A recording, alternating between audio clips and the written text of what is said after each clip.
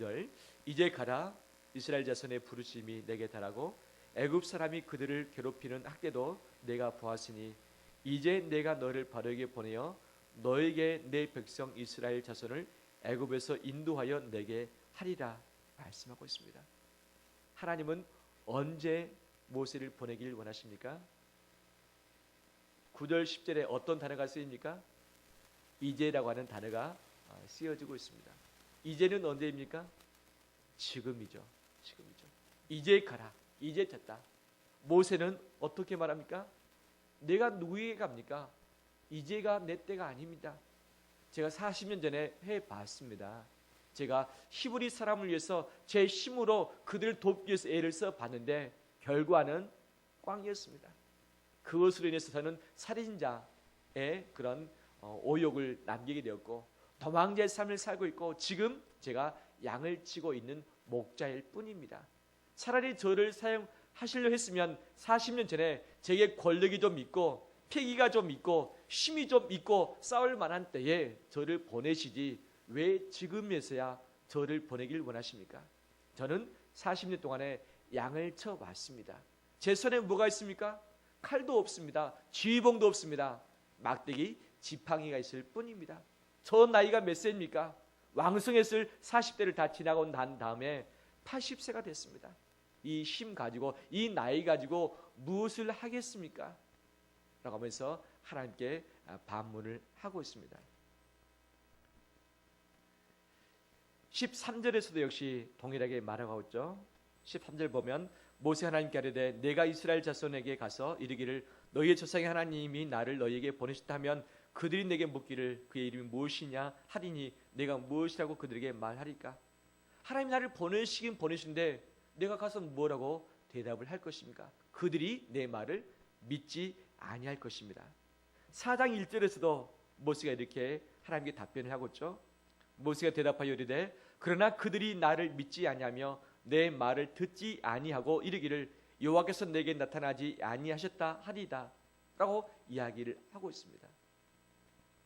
모세가 하나님께 답변을 하고 있는 이 내용에 바로 것들을 정리하면 핵심이 드러납니다. 모세가 말하고 있는 그 대상 주인공이 누구냐? 첫 번째는 자기 자신이고 두 번째는 바로하고 이스라엘 백성입니다. 내가 이제 너를 보내길 원한다. 하나님, 저는 아닙니다. 전 나이 안 됩니다. 저 자격 안 됩니다. 힘 이렇습니다. 권세 이렇습니다. 저 때가 아닙니다. 라고 하지만 하나님은 이제 내가 너를 보낸다고 말씀을 하고 계십니다. 하나님은 나를 통해서 교회를 통해서 새 일을 행하길 원하시는데 그 때가 언제냐? 내가 준비될 때가 아니라 하나님이 원하실 때인 줄 믿습니다. 내가 뭔가를 가질 때가 아니라 내가 뭔가를 가지지 아니했을지라도 하나님이 원하시면 바로 그때가 내가 하나님을 위해서 뭔가를 해야 될 때인 줄 믿습니다. 교회의 봉사, 하나님 나라를 위해서 이 민족을 책임지는 일, 연세가 80 먹으신 분이 가능하겠습니까? 우리는 내 나이 때문에 안 된다라고 말할 수 있겠지만 하나님은 이제 내가 너를 통해서 일하시겠다 하시면 바로 그때가 일할 만한 때인 줄 믿습니다. 현재 내가 돈을 벌지 못하고 있습니다. 내가 하나님께 쓰임을 받을 때는 좀 돈도 많이 벌고 이 힘 가지고 힘껏 마음껏 죄 일을 해보고 싶을 때 나를 사용하시지 지금 돈도 벌고 있지 못하는데 왜 저를 지금 사용하시렵니까? 라고 하는 것이 모세의 답변 아닙니까? 내가 좀 권세가 있을 때 쓰시지 왜 지금 아무것도 없는 모든 것이 다 사라져버리고 나는 실패자일 뿐 지금 이 순간 사용하기를 원하십니까? 반문하지만 하나님은 모세를 사용하실 때가 이때라고 말씀하십니다.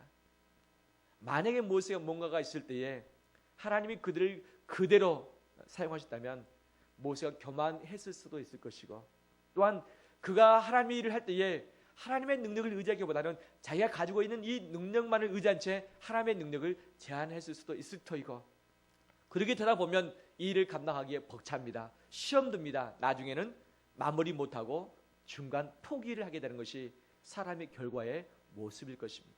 하나님은 그가 이 힘이 있을 때에 그가 젊었을 때에 그가 어떤 능력이 있을 때에 사용했었던 것이 아니라 힘도 없고 권세도 없고 능력도 없고 칼도 없고 아무것도 없을 바로 그때에 모세를 통해서 일하길 원하셨습니다. 우리 인생의 때는 내가 준비될 때, 내가 뭔가를 갖추고 있을 때가 아니라 하나님이 나를 통해서 일하고 싶을 때인 줄 믿습니다. 우리 교회에 뭔가를 갖추고 있을 때에 능력이 있을 때가 아니라 하나님이 교회를 통해서 일하고 싶어 하실 때가 하나님의 때인 줄 믿습니다. 바로 그때에 아멘으로 하답할 때에 하나님의 위대한 일들을 감당하게 될 줄 믿습니다. 내 때가 늦었습니까? 늦었습니까? 아니면 빠릅니까? 하나님의 때는 하나님이 정하십니다. 오직 이것도 없고 저것도 없을지라도, 다 잃어버렸다 할지라도 하나님이 원하시면 모든 것은 하나님이 다 책임져 주신 줄 믿습니다. 내 때를 내려놓고 하나님의 때를 기다리며 나가는 우리 되기를 축원합니다. 모세의 답변 11절에 보면 모세가 하나님께 아뢰되 내가 누구이기에 바로에게 가며 이스라엘 자손을 애굽에서 인도하여 내릴까? 하나님이 가라고 딱 말씀하시는데 모세가 가장 먼저 걸렸던 문제가 뭐냐? 내가 누구이기에. 따라서 합니다. 내가 누구이기에.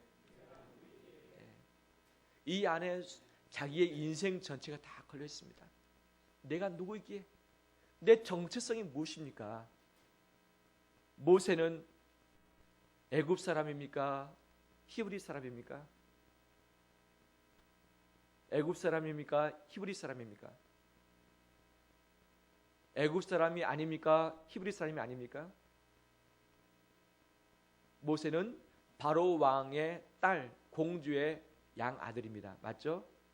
이것을 보면 애굽 사람입니까? 히브리 사람입니까? 애굽 사람이죠. 그의 핏줄은 애굽 사람에 속했습니까? 히브리 사람에 속했습니까? 히브리 사람에 속해 있죠.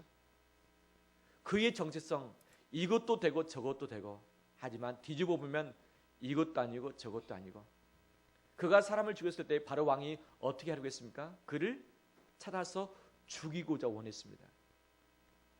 자기의 손주인데, 양 손주인데 죽인다는 것이 말이 됩니까? 바로가 그를 자기의 손주로 인정한 겁니까? 인정하지 않은 겁니까? 인정하지 않은. 자기 친손주라면 설령 더 큰 죄를 지었을지라도 용서를 했을 법한데 애굽 사람 한 명 죽였다고 그 손주를 죽일 할아버지가 어디 있겠습니까? 분명히 애굽 사람이 있지만 애굽 사람의 가장 대장인 왕인 바로의 인정을 받지 못했던 자였습니다. 그가 히브리 사람을 도와주려 하다가 히브리 사람이 그에게 묻습니다. 2장에 보면 너가 누구이기에 우리의 재판관이 되려느냐? 너가 누구이기에? 네가 무슨 자격이 있느냐? 히브리 사람이 그를 인정해 줍니까? 인정해 주지 않습니까? 인정해 주지 않습니다. 애굽도 이스라엘도 인정하지 않는 그 모세는 설 자리가 어디에 있겠습니까? 설 자리가 어디에 있겠습니까? 그는 설 자리를 잃어버렸습니다. 몇 세 때? 40세 때. 그가 권세를 가졌고 능력을 가졌고 패기를 가졌고 젊음을 가졌을 바로 그때에 그의 정체성, 그의 설 자리를 잃고 말았습니다. 그런 설 자리가 없었기 때문에 어디로 갑니까? 광야로 나갑니다. 가서 도망갑니다. 그냥 가서 아무도 모르는 곳에서 양을 치는 삶을 살고 있는 것이 모세의 삶이었죠. 내가 누구이기에, 여기 안에는 내 정체성이 무엇입니까 도대체? 내가 애굽 사람입니까? 히브리 사람입니까? 나는 히브리 사람을 돕기 위해서 애를 썼지만 히브리 사람 나를 인정해 주지 아니했습니다. 바로 왕은 나를 죽이려고 했습니다. 나는 누구입니까 도대체? 내가 어떤 편입니까? 이러지도 못하고 저러지도 못하고 내 설 자리가 없는 내 인생인데, 버림받은 인생인데, 내가 실패한 인생인데, 내가 도망자의 인생을 살고 있는데, 나는 현재 지금 목자의 삶을 살고 있는데 내가 누구이기에 바로에게 가며 이스라엘 백성을 인도해 내릴까? 나는 정체성이 없습니다. 나는 자격이 안 됩니다. 나는 능력이 안 됩니다. 그러므로 나는 간다 못 간다? 못 간다. 나는 이거 못합니다. 못합니다. 내 자격이 안 됩니다. 내 능력이 안 됩니다. 바로 내 인생의 정체성 없습니다. 그러면서 이 모세가 반복해서 말한 것은 무엇입니까? 나는 누구이고, 그 다음에 바로는 누구이고, 내가 가야게 된다면 이스라엘 백성은 나에게 누구인가를 계속해서 반복해서 언급을 하고 있습니다. 이 부분에 대해서 하나님의 응답이 있습니다. 같이 볼까요? 12절 말씀 우리 전반부 같이 읽겠습니다. 12절 시작. 하나님이 이르시되 내가 반드시 너와 함께 있으리라. 아멘. 내가 반드시 너와 어떻게 하겠다? 함께 있으리라. 이것이 하나님의 대답이었습니다. 모세는 물었습니다. 내가 누구입니까? 나는 자격이 없는 사람입니다. 나는 살인자입니다. 나는 도망자입니다. 나는 목자입니다. 나는 능력이 없는 사람입니다. 나에게는 칼이 없습니다. 나에게는 젊음이 없습니다. 나에게는 힘이 없습니다. 나는 이런 사람입니다. 내가 도대체 누구이기에 가야 되겠습니까? 하나님은 모세가 누구인지를 아셨습니까? 모르셨습니까? 아셨습니다. 모세가 어떻게 태어나서 어떻게 지금 광야에 있는지 분명 누구보다 잘 아신 분이었고 그의 출신과 성분을 잘 아신 분이셨습니다. 하지만 하나님의 대답은 무엇입니까? 모세가 누구인가를 대답하셨습니까? 안 하셨습니까? 모세가 누구인가를 언급조차 안 했습니다. 한마디도 너가 누구인가를 내가 안다. 너는 어떤 사람이라는 것을 말씀하지 않으셨습니다. 대신 어떤 말씀을 했습니까? 반드시 내가 너와 어떻게 하겠다? 함께 하겠다. 이 말씀하십니다. 무엇이죠? 내가 누구입니까? 나의 존재와 내 정체성과 내 부족함에 집중되어 있는 모세에게 하나님은 하나님이 어떤 분인가를 알려주셨습니다. 이것이 하나님의 해답입니다. 우리가 왜 두려워하며 왜 걱정합니까? 왜 나가지 못하고 벌벌 떨고 있습니까? 그것은 내가 누구인지 모르기 때문에 그렇게 되어지고 더 나아가서는 내가 누구인지 분명히 알기 때문에 옴싹달싹 못하면서 자리에서 벌벌 떨고 있는 것이 우리의 인생일 것입니다.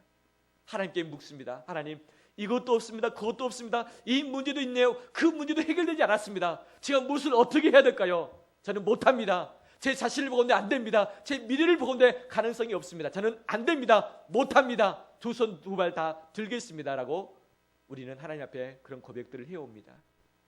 하지만 하나님의 동일한 대답은 무엇입니까? 하나님의 대답은 내 자신에게 있습니까? 없습니까?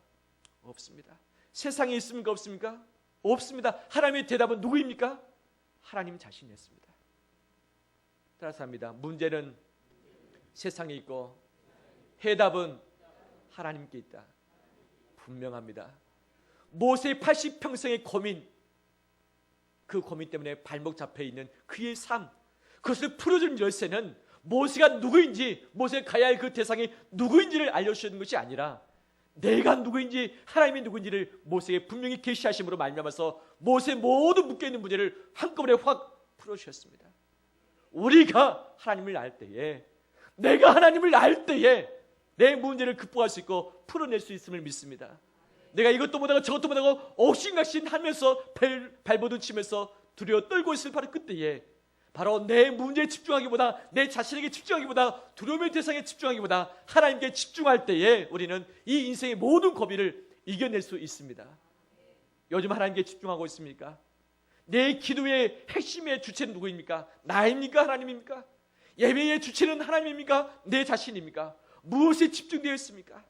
우리는 우리 자신을 꿰뚫어져 바라보며 나갈 때마다 실망과 낙심을 할 수밖에 없습니다. 왜냐? 여전히 죄를 짓거든요. 여전히 부족한 것이 많이 있거든요. 다른 사람과 비교하건대 저는 행복하지 않거든요. 우리 자신을 볼 때마다 아무것도 우리는 해답을 찾을 수 없습니다. 이것을 하나님 아셨기 때문에 모세에게 말씀하십니다. 반드시 내가 너와 함께하리라. 반드시 내가 너와 함께하리라. 이것이 모세에게 주신 해답일 뿐만 아니라 오늘을 살아가는 우리에게 주시는 해답인 줄 믿습니다. 14절 말씀 보면 하나님은 또 이렇게 응답을 해주십니다. 하나님이 모세에게 이르시되 나는 어떤 자라고 말씀하십니까? 스스로 있는 자이니라. 또 이르시되 너는 이스라엘 자손에게 이같이 이르기를 스스로 있는 자가 나를 너희에게 보내셨다 하라 말씀하고 있죠. 내가 너와 함께 하겠다. 그러면 너와 함께하는 그 사람은, 그 분은 누구냐? 스스로 있는 자다. 바로 여호와를 의미합니다.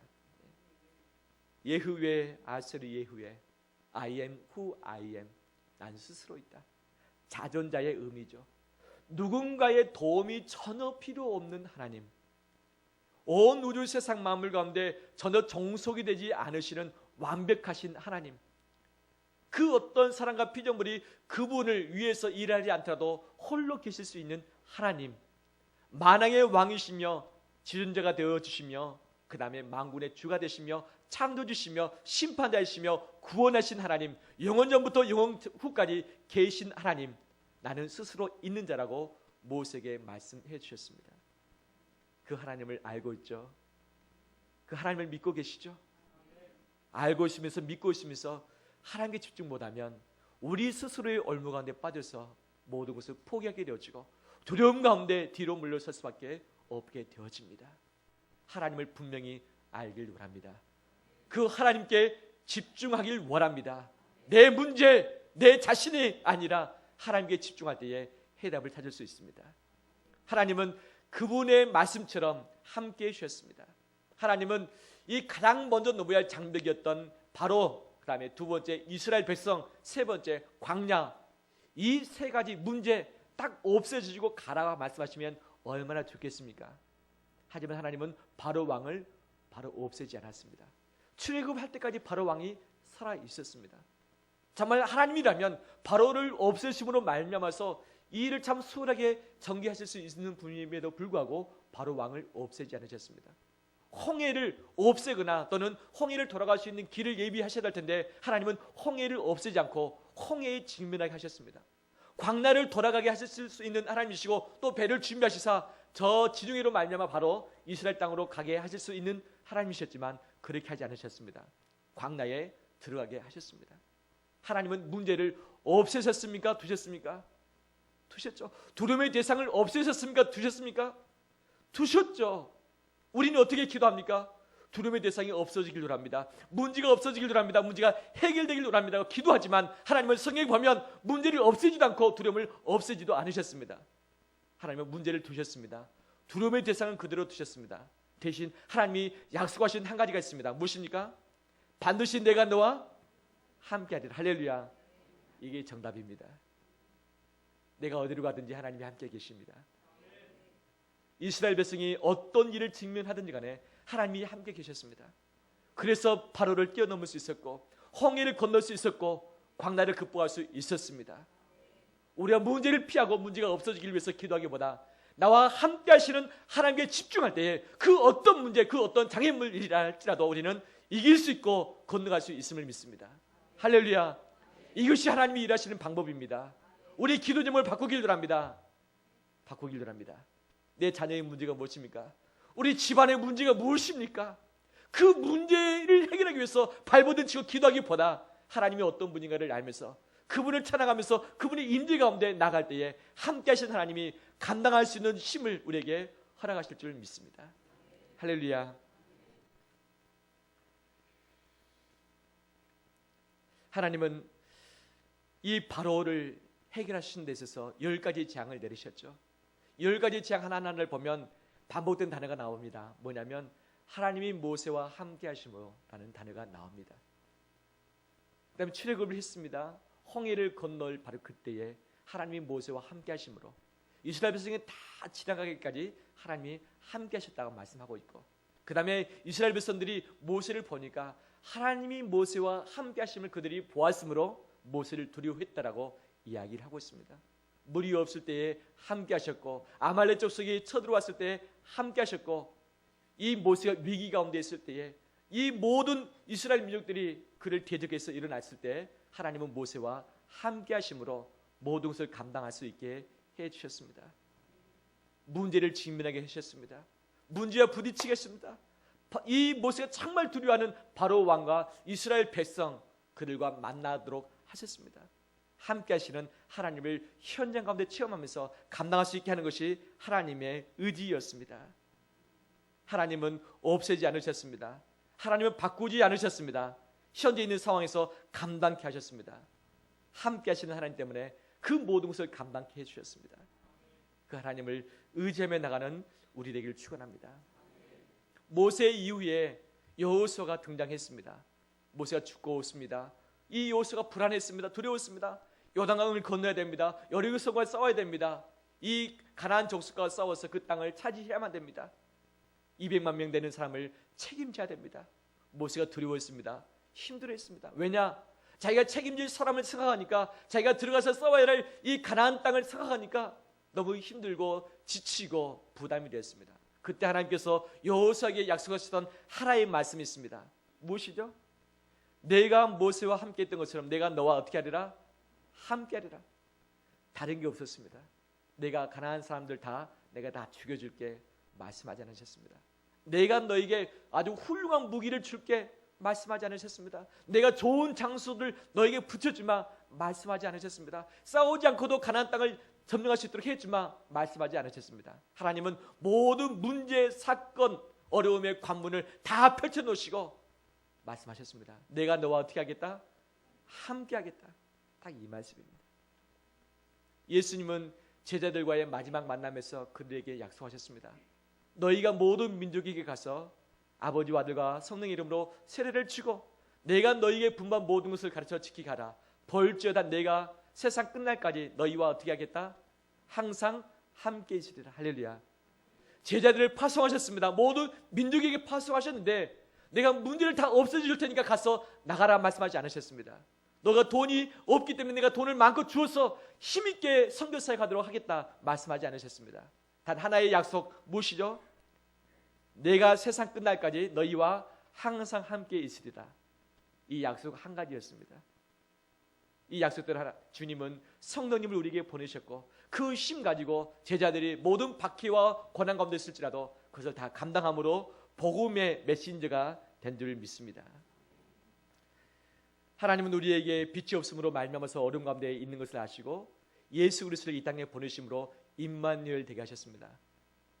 바로 우리와 함께 계시는 하나님, 그분이 예수 그리스도이십니다.